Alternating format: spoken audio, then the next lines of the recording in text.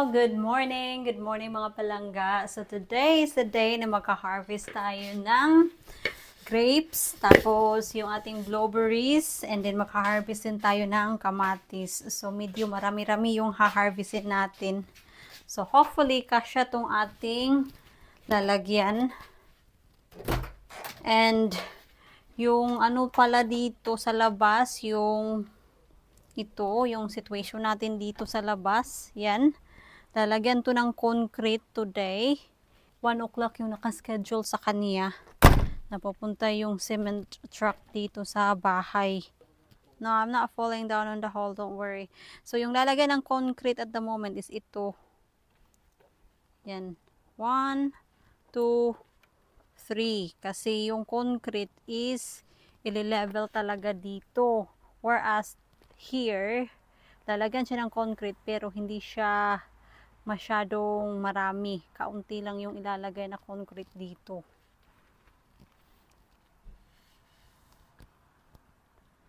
You need to go to the greenhouse and I'll show you the grapes. Let's go. And nandito din pala si Kuya Guy, nag-lunch. I think bumalik na si Kuya, nandoon na ata kasi narinig ko yung sasakyan niya.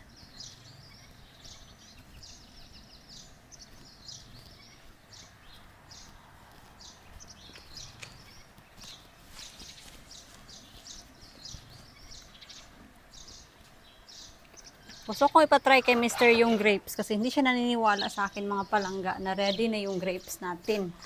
You need to try it. This one, oh. This one.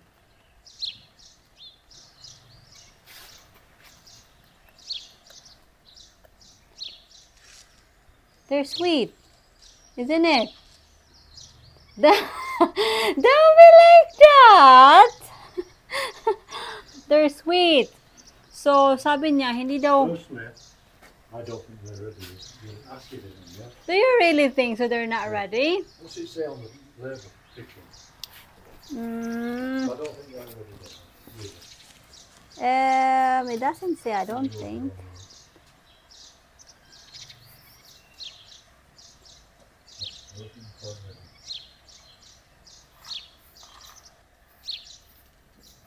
It doesn't say, Hanoi. What they call it? They are called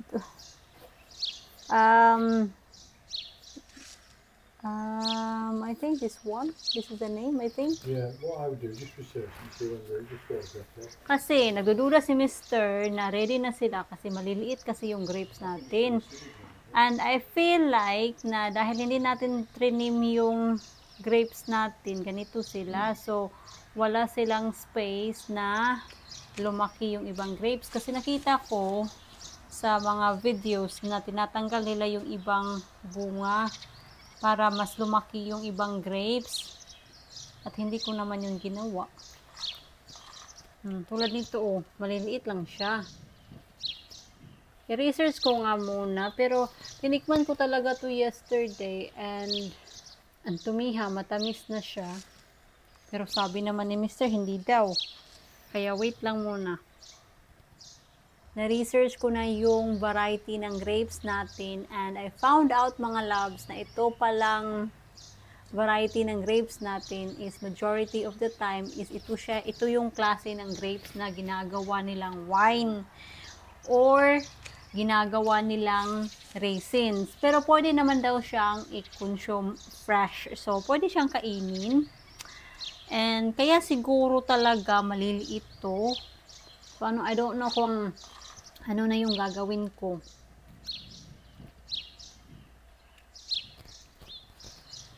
Kasi nababahala na ako sa iba mga palangga. Kasi meron na siyang ganito ba oh. Ito oh. Yung mga dark spots. Yan. Pero, dito naman sa picture, yan oh. Yan. Meron siya mga dark spots. So, I think that's probably natural or yung dark spot. Pag lumalabas na yung dark spot, probably, ano na siya ba? Yan na yung sign na matured na yung grapes. So, what do you think? Ako din kasi mga palangga. Ano lang ako ba? Noong pumunta ako sa Asda, nung nakita ko tong grape plant natin, na-excite ako. Hindi ko na na-research kung yung, kasi marami kasing type ng grape. So, nung nakita ko to, sobrang excited ko. Umibabaw yung excitement ko at hindi ko na siya ni-research if ito ba yung klase ng grapes na yung mga binibili natin sa grocery na kinokonsume natin. Ang nakita ko lang talaga is grapes. Kailangan ko siyang bilhin. Kasi bumili din kasi ako ng grape plant before and hindi siya naging successful mga palangga. So, sobrang happy ko ba na nakakita ako ng grape vine sa Asda. So, grinab ko na talaga yung opportunity niyan without researching the variety. So, it's my mistake as well, but yeah, iwan ko lang kung ano yung gagawin namin dito. Hindi naman ako gagawa ng wine, but we will see na lang. We will see na lang. Baka mag-aral ako paano gumawa ng wine. Anyway, mag-ano na lang tayo. Magkuha na lang tayo ng kamatis. And we will tell Mr. about our research.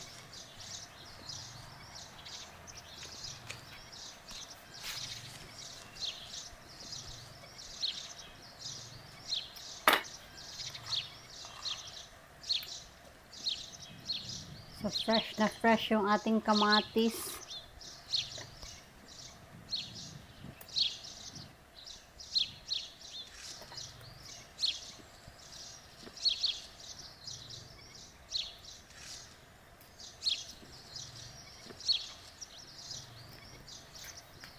Si Mr. mahilig kumain ng kamatis mga loves. Kinakaya niya, nakainin lang ba fresh. Lang, laki nito oh. This is the biggest one. Yung ibang hinog, hindi ko siya kukunin lahat kasi sayang ba? Sayang na masayang sila.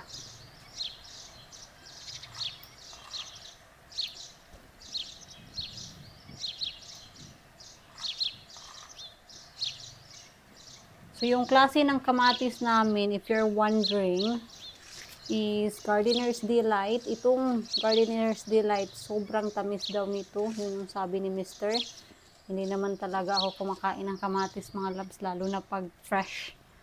And the other one is Moneymaker. Yan. I think dalawang klase lang yung kamatis namin. Oh, ito. Iba pala yung klase nito. Yan. Hindi ko siya kilala mga loves. Tatlo yung klase pala.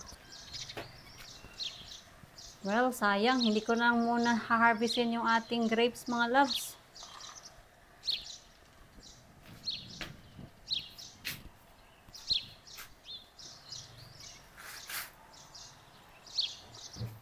Medyo malaki-laki na yung ating yung ating talong.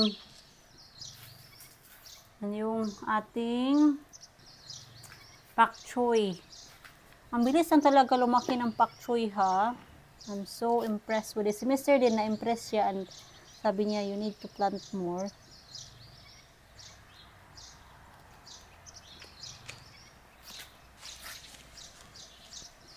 Ilalagay ko lang muna sila dito kasi I'm not sure kung magkakasya ba sila lahat. Wow ha. I'm so positive about sa ating blueberries mga loves. First time nating mag-harvest sa ating blueberries. Right, let's go! Ayay mga loves, umaambon. Paano to? Paano itong concrete na to? Maambon.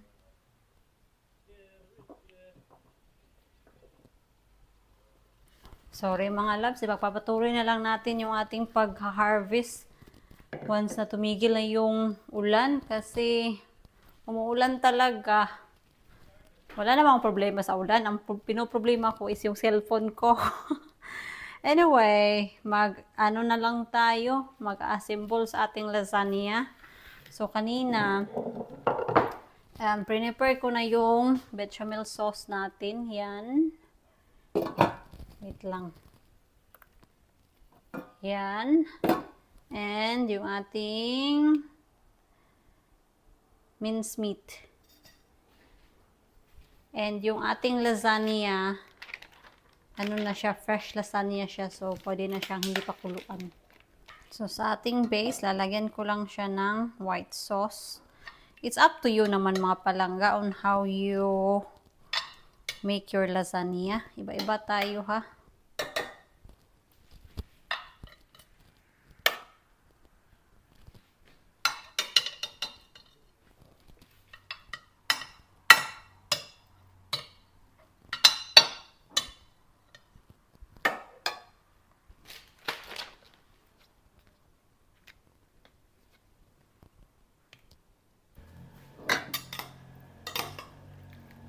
Medyo mainit-init pa tong ating mincemeat.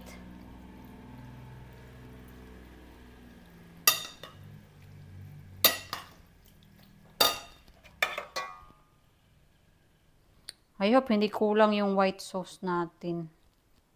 Akala ko marami na yung ginawa ko. Feeling ko kulang.